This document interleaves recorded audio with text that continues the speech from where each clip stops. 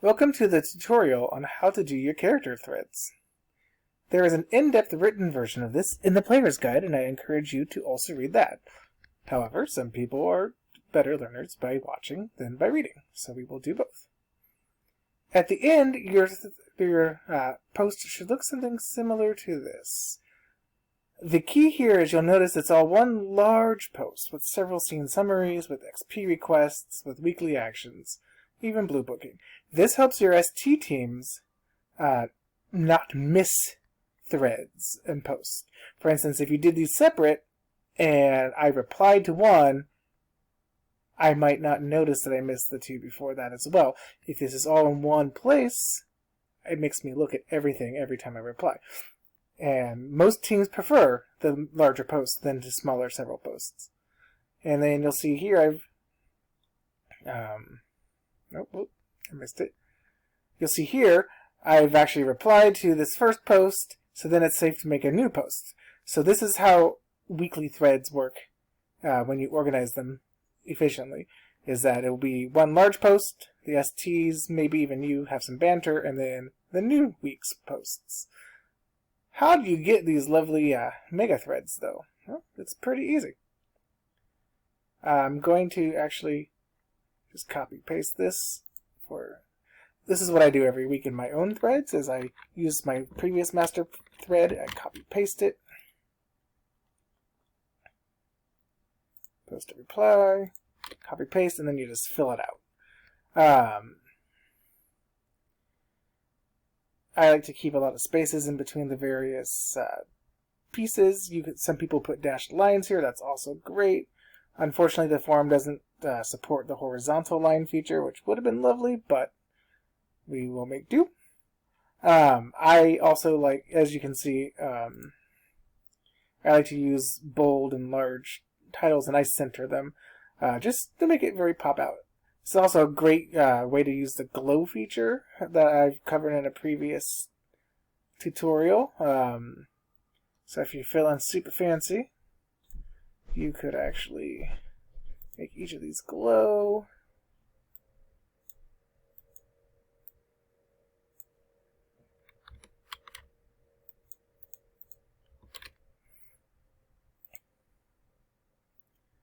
Just something to catch the eye, basically. You can use the marquee feature if you're feeling fun. All kinds of ways, but just as long as it's distinctive sections, that's the important part. And then, like I said, I give a couple spaces in between each of the separate segments, just, again, to make it easy on the STs. The easier you make it on the STs, the less likely things are going to get missed. Now, going back, so you can see how this works in a less prepared form. How I made this mega post is I go to the character threads template, which if you need the path, it's in 2.0 Chronicles Player's Corner thread templates. And for seeing summaries, we have this beautiful code that was made by us by Athena. Just click select all, control copy, or control C for copy. Go back to your thread. Boom. And then with scene logs, it's very important to utilize the list feature here. So each type of beat you get should be a separate bullet point on the list. So, +1. Oop, that's neither plus nor 1. +1 ST. I still can't type. That will never change.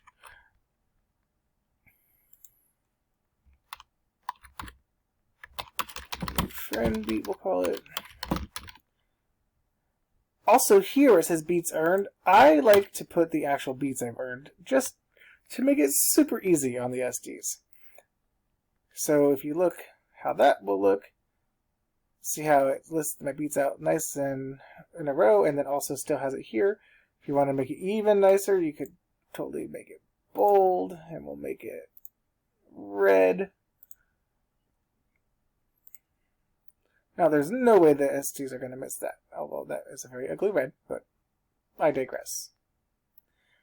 And then let's say we're going to have a separate scene.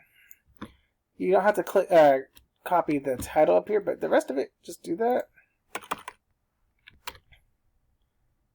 And let's say we also had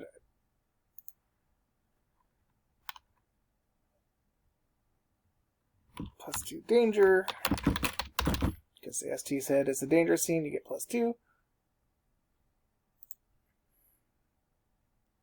Except that I decided to change this to 3 or to 4, 5. I really just can't math today.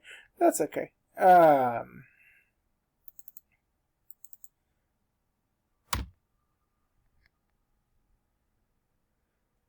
Now, what I also do, even though this is not on the template, but is extremely nice to your STs, is total XP earned. And then I usually make this bold, large, glow. And so we had 5 beats here, 3 beats here for 8 beats. 8 beats is 1.6 XP.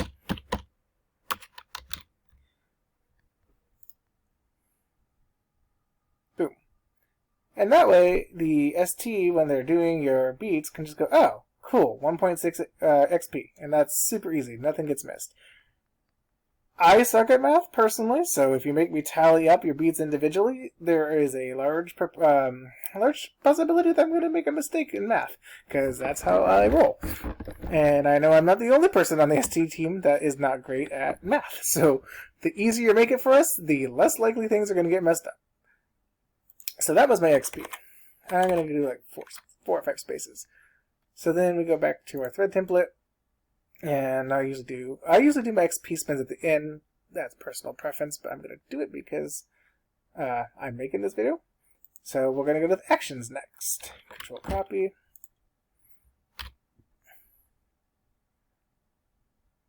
Now, here is pretty self-explanatory too. You know, get action 1, your name, which ST needs to take care of it, or you can put any if it doesn't seem to matter, or you're not sure. Type, you can get creative. I've done things like, you know, research, which is boring, obviously, social maneuvering, finding whatever.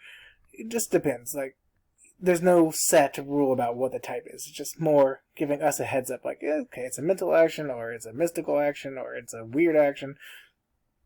Intent is your goal. Dice pool, you can propose the dice pool, and then the ST can say, yeah, that's great, or actually I prefer to roll this, or you can just say unknown, and the ST can assign it to you. Bonuses, these are things like equipment, specialties, merits, powers, things that you got in other scenes and threads, anything you can think of. This says extended action rolls, but if it's not an extended action, you don't have to make it an extended action, it's really just action rolls. And then if you get exceptional successes, what mechanics are you using? This is especially important for extended rolls. For instance, are you reducing your threshold by your skill dots? Are you making the whole endeavor exceptional? Whatnot. Also with the rolls here, I tend to I list each roll success and then tally them at the end, and then also list if I failed. And if I failed, which conditions I'm thinking about taking or letting the ST decide. And then fluff, this is just a brief blurb about what's going on in character. So, you know, I'm cooking up a bunch of cake and for my friends because we had a great party and I want to keep the party going and I'm putting special stuff in it. Whatever. And then same with the second action. So remember, you get 2 actions per week. If you're going to roll, what I often do is I will go to the dice roller. Let's see. Go to the dice roller. We're going to just copy someone else's actions. So whoever Seth and Woden are, good for you. So pretend these are all your actions. So I will do a spoiler here.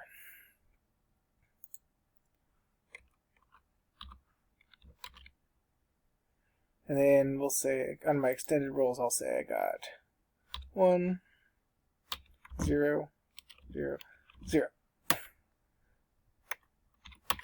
Total 1 success, 3 failures.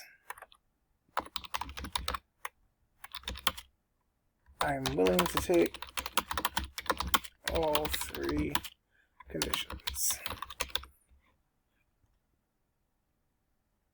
So then what you get here is boom.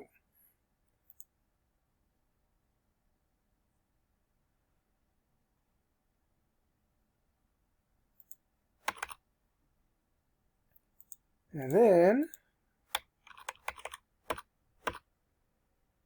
back to back here. And then for XP expenditure.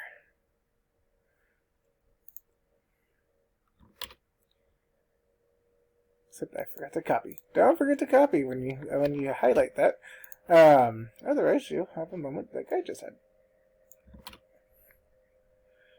So this is also pretty self-explanatory. How much XP do you currently have? What are you buying? And then at the end, how much have you spent? And how much is left?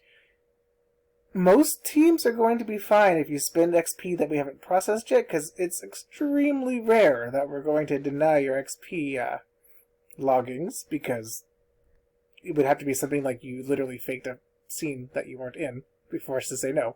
So I will often put 4.6 before XP is processed, and then 7.3 after. You can do it however you like, but feel free and check with your team if you're not sure if they're going to let you pre-spend XP. And that's... Nope. Oh yeah, be careful with the the XP